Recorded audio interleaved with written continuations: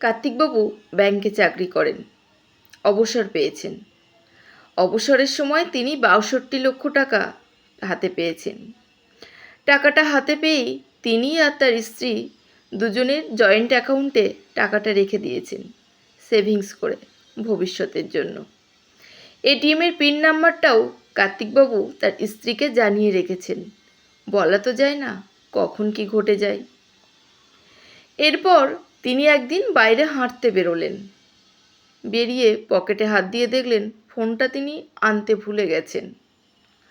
তিনি তাড়াতাড়ি করে ঘরে আসলেন। এসে দেখলেন ফোনটা ঘরেই ফেলে গেছেন। তিনি তার স্ত্রীকে বললেন, হ্যাঁ গো, কেউ কি ফোন করেছিল?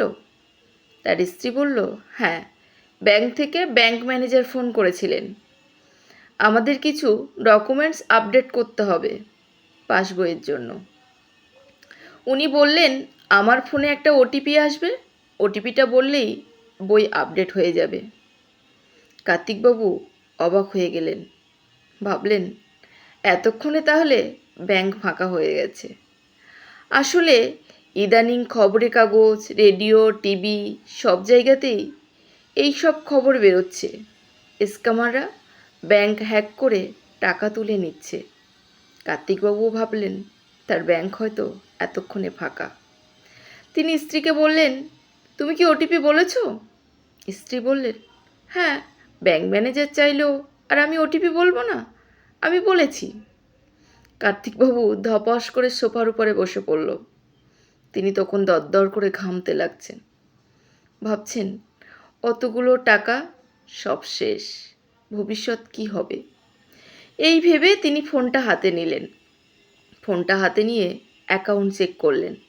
দেখলেন অ্যাকাউন্টে পুরো ৬২ লক্ষ টাকাই আছে। তিনি একটু অবাক হলেন।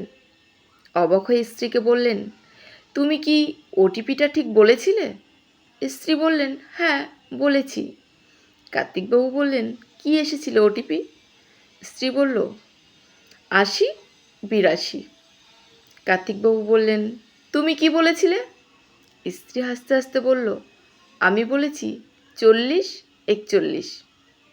কার্তিকবাবু একটু অবাক হলেন। স্ত্রী বলল, আমিও ব্যাংকের কর্মচারী স্ত্রী, আমি জানি কোথায় কি বলতে হয়।